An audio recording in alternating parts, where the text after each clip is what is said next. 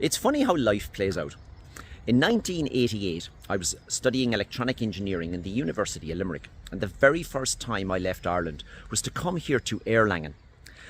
I stayed for the summer in the university guest house here behind me, right on the Berg, right in the middle of all of the beer kellers. I was a work student out in Tennenlohe with the Fraunhofer Institute, and we were doing some project work around simulation of gallium arsenide diodes and spice. Now back then that was pretty bleeding edge.